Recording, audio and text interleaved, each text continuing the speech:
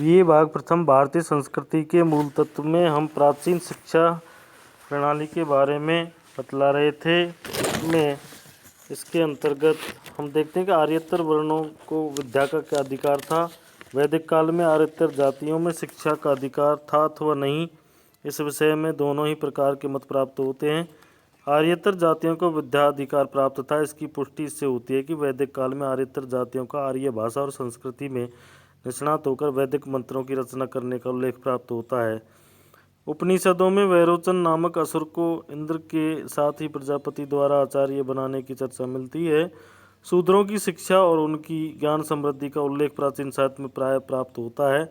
आश्वलायन ग्रहसूत्र में ब्राह्मण, क्षत्रिय, वैश्य और शूद्र चारों जातियों के समावर्तन संस्कार के विधान प्राप्त होते हैं। जातक काल में ऐसे अनेक शूद्र और चांडाल हो चुके हैं जो उच्च कोटि के दार्शनिक एवं विचारक थे। महाभारत के शांति पर्व में भी सभी धर्मों के लोगों की संस्कृत भाषा और साहित्य संबंधी पूर्वकालीन प्रवृत्ति की चर्चा करते हुए कहा गया है कि इत्येते चतुरो वर्णाः येषां ब्राह्मी सरस्वती विहिता ब्राह्मणा पूर्व लोभाद् ज्ञानतां गताः। अर्थात ये ही चार वर्ण हैं जिनके लिए ब्रह्मा ने ब्राह्मी, सरस्वती, संस्कृत भाषा और साहित्य का विधान किया था। श्री सत्यमित्र दुबे ने अपनी पुस्तक मनु की समाज व्यवस्था में लिखा है कि यजुर्वेद के आरंभिक काल तक शूद्रों को भी अध्ययन की सुविधा प्राप्त थी, किंतु मनु की परंपरा ने उन्हें शिक्षा से प्राय वंचित ही कर दिया। उस समय स्त्रियों की शिक्षा और उनका विद्या का अधिकार के बारे में क्या था, इसके बारे में हम बतला रहे हैं कि स्त्रियों की शिक्षा के लिए वैदिक काल में पुरुषों के समान ही ध्यान दिया जाता था, परंतु उस समय शिक्षा हेतु जिस तपोमय जीवन की आवश्यकता थी उसके लिए सुकुमार नारियां अधिक संख्या में तैयार नहीं होती थी। अतः शिक्षित स्त्रियों की संख्या उस समय बहुत कम थी। वैदिक युग में बालकों के समान बालिकाओं का भी यज्ञोपवीत संस्कार होता था और वे भी ब्रह्मचर्य पूर्वक जीवन व्यतीत करती हुई शिक्षा प्राप्त किया करती थी। पुरुषों एवं स्त्रियों के अध्ययन क्षेत्र प्राय समान थे। अथर्ववेद में स्त्रियों के ब्रह्मचर्य की उत्कृष्टता के संबंध में लिखा गया है कि ब्रह्मचर्येण कन्या युवान विन्दते पतिम, अर्थात ब्रह्मचर्य से ही कन्या युवा पति प्राप्त करती है। आश्वलायन सूत्र में लिखा है कि बालक एवं बालिका दोनों के लिए ब्रह्मचर्य समान है। समानम ब्रह्मचर्यम। गौभिल गृहसूत्र में विवाह के समय जिस कन्या को वर के लिए प्रदान किया जाता था उसके लिए यज्ञोपवीतम, जिसे यज्ञोपवीत धारण किया हो, विशेषण का प्रयोग किया गया है। इससे से यह स्पष्ट होता है कि वैदिक काल में कन्याओं का उपनयन या यज्ञोपवीत संस्कार होता था तथा वे भी ब्रह्मचर्य आश्रम में रहती हुई विद्या का अध्ययन किया करती थी। स्त्रियों के शिक्षित होने का ही परिणाम था कि यज्ञ सदृश धार्मिक कृत्यों में पत्नी अपने पति का हाथ बटाती थी तथा उसके बिना यज्ञ पूर्ण नहीं होता था। धर्मशास्त्र वाग्मय में उल्लेख मिलता है कि प्राचीन काल में दो प्रकार की स्त्रियां होती थी, एक तो ब्रह्मचारिणी और दूसरी सधोवधू। ब्रह्मचारिणी वह होती थी जो जीवन पर्यंत अध्ययन नहीं किया करती थी, वह विवाह नहीं करती थी। सधोवधू वह होती थी जो निश्चित विद्या अध्ययन के पश्चात अपने सदृश पति से विवाह कर लेती थी। स्त्रियों के लिए अध्ययन अनिवार्य था, अन्यथा वे अपनी संतान को शिक्षित कैसे कर पाती, न ही वे अपने पति के साथ अग्निहोत्र आदि क्रियाएं संपन्न कर सकती। पति के कार्यवश देशांतर गमन पर वे उनकी अनुपस्थिति में अग्निहोत्र संपन्न किया करती थी। ऐसी स्थितियां यह प्रमाणित करती हैं कि प्राचीन काल में स्त्रियों की भी वेदादि शास्त्रों की शिक्षा दी जाती थी।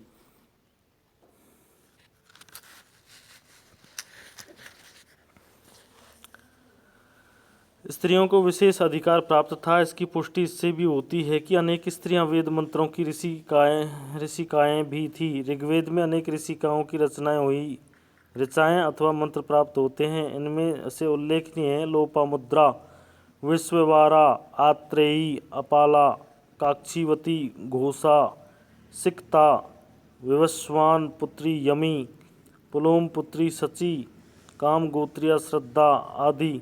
ब्राह्मणों एवं उपनिषदों में अनेक विदुषी स्त्रियों का उल्लेख है। याज्ञवल की पत्नी गार्गी एवं मैत्रेयी स्त्रियों का उल्लेख विद्यमान है। याज्ञवल की पत्नी मैत्रेयी ब्रह्मज्ञान द्वारा उत्कृष्ट पद प्राप्त करना चाहती थी। याज्ञवल्क्य ने मैत्रेयी को सर्वोच्च ब्रह्मज्ञान संबंध शिक्षा प्रदान की थी। उपनिषद काल में गार्गी, वाचक्नवी, वह कुशल प्रख्यात दार्शनिक महिला थी। उसने जनक की परिषद में याज्ञवल्क्य के शास्त्रार्थ किया था। अनेक प्रश्न पूछने के पश्चात गार्गी ने याज्ञवल्क्य से प्रश्न किया था, ब्रह्मलोक किसमें उत्प्रोत है? संभवतः याज्ञवल्क्य इसका उत्तर नहीं दे सके थे तथा वे यह कहकर चुप हो गए कि गार्गी अब अधिक न पूछो। शतपथ ब्राह्मण। डॉक्टर रामजी उपाध्याय के मतानुसार उपनिषद काल में कन्याओं को विदुषी बनने की रीति लोकप्रियता की कल्पना इस बात से हो जाती है कि लोग उस युग में विदुषी बनने की योग्यता रखने वाली कन्याओं को पुत्री के रूप में पाने के लिए विशिष्ट योजनाएं संपादित करते थे। रामायण महाभारत काल में स्त्रियों को विद्याधन का अधिकार था। रामायण के अनुसार सीता प्रतिदिन वैदिक सूत्रों की प्रार्थना किया करती थी। राम की माता कौशल्या रेशमी कपड़े पहनकर अग्निहोत्र में अनुष्ठान करती थी, जिसमें कि वह स्वयं मंत्रों का पाठ किया करती थी। महाभारत में लिखा है कि पांडवों की माता कुंती अथर्ववेद में निष्णात थी। द्रौपदी एवं उत्तरा की शिक्षा प्राप्ति की भी जानकारी उपलब्ध होती है। प्राचीन काल में विद्या प्रदान करने के अधिकारी कौन थे, इसके बारे में हम बतला रहे हैं कि प्राचीन काल में शिक्षा अथवा विद्या को प्रदान करने के अधिकारी कौन थे, विविध युगों में उनकी क्या स्थिति रही, इसका संक्षिप्त विवेचन यहाँ पर आवश्यक है। वैदिक काल में सर्वप्रथम शिक्षा प्रदान करने वाले अधिकारी आचार्य कहलाते थे तथा वे देव रूप में प्रतिष्ठित हुए थे। आचार्य रूप में जो देवता ऋग्वेद में प्रस्तुत किए गए हैं उनमें इंद्र एवं अग्नि प्रमुख हैं। इन दोनों देवताओं का व्यक्तित्व जैसा ऋग्वेद में वर्णित है तदनुरूप ही तत्कालीन मानव आचार्यों की संभावना हो सकती है। ऋग्वेद में वर्णित स्वरूप से प्रतीत होता है कि ऋग्वैदिक आचार्य तत्कालीन ज्ञान एवं आध्यात्मिक प्रगति की दृष्टि से समाज में सर्वोच्च व्यक्ति थे। आचार्य में अग्नि की तेजस्विता एवं इंद्र की वीरता प्रधान थी। वह ऋषि था, कवि था एवं पुरप्रिय लोकप्रिय था। वैदिक काल में विद्वान जो ज्ञान अपने पूर्वजों से अर्जित करते थे उस ज्ञान को वे अपनी चिर संचित निधि मानकर उत्तराधिकार के रूप में अपने पुत्र को सिखा देते थे। ऐसे आचार्यों के पास पढ़ने के लिए उनके पुत्रों के अलावा गांव के अन्य विद्यार्थी भी आया करते थे। शिक्षण के क्षेत्र में आचार्य पिता सभी विद्यार्थियों का पिता बन जाता था। डॉक्टर उपाध्याय के मतानुसार पिता का आचार्यत्व उस युग की विशेषता थी तथा यह विशेषता इतनी प्रगाढ़ थी कि आगे चलकर आचार्य को पितृपद पर प्रतिष्ठित कर दिया गया और समय व्यतीत होने पर आचार्य पिता से बढ़कर प्रतिष्ठित हुआ। उपनिषद काल में आचार्य प्राय महर्षि होते थे। प्रश्नोपनिषद में आचार्य पिप्पलाद का वर्णन प्राप्त होता है। वन में रहकर ये लोग कठोर तपस्या करते थे। तपोवन में ही विद्यार्थी इनके पास अध्ययन हेतु जाते थे। उपनिषद काल के पश्चात रामायण महाभारत काल में एक आचार्य के सैकड़ों शिष्य होने लगे।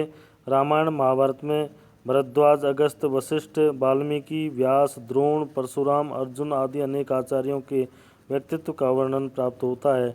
उस समय के आचार्य विद्वान होने के साथ साथ महान तपस्वी, व्रतपरायण एवं इच्छा मात्र से ही अभीष्ट वस्तुओं को प्राप्त करने की शक्ति रखते थे। उस समय भी गुरुकुल प्रथा थी।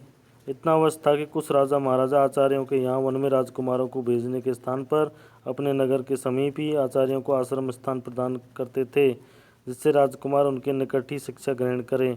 उदाहरणार्थ महाराज द्रुपद ने द्रोण को तथा पितामह भीष्म ने कृपाचार्य एवं द्रोणाचार्य को बड़े सम्मानपूर्वक अपने यहाँ रखा था। राजा जनक ने आचार्य पंचसिक को 4 वर्ष अपने यहाँ रखा।